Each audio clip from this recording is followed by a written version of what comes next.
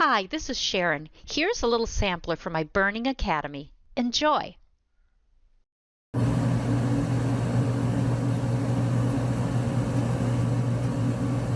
Now, the one thing that you will not have on paper that you do have on wood is you don't really have the opportunity to scrape off carbon. Okay, on the wood you can scrape off. On paper it's not quite so easy, so do be careful.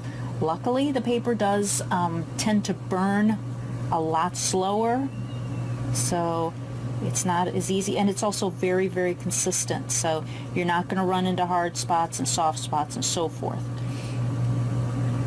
Yeah, it's very, very consistent. So right now I'm identifying there's a white ring area around the eye, and I am just coming in and identifying, very gently identifying these folds. Now I've got a little flatter because I want this shading to be a little bit smoother. And I know this area is very, very dark, and what you want to do is you want to watch the direction of that fur. If you're working off of my pattern, I give you that. You'll be able to see that. Now, there's a lot of directional changes here. I have a few references I'm looking at right now to help me out with that I'm going in the right direction that I need to be going.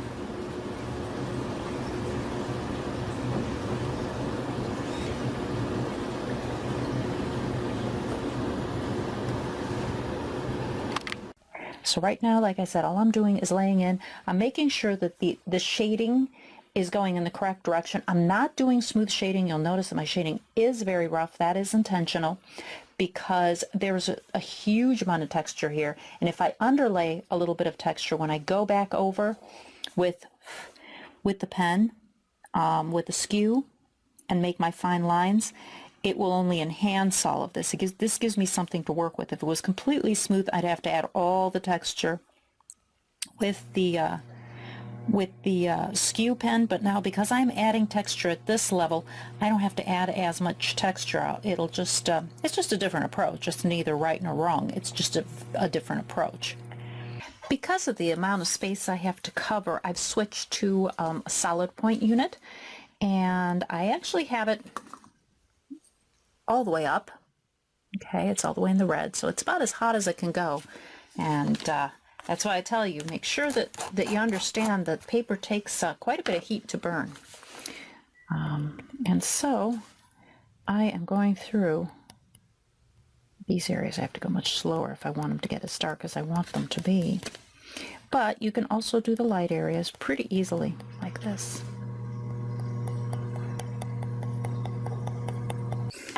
At this point, what I'm doing is going through and establishing the ridges here on the horns. Really beautiful horns.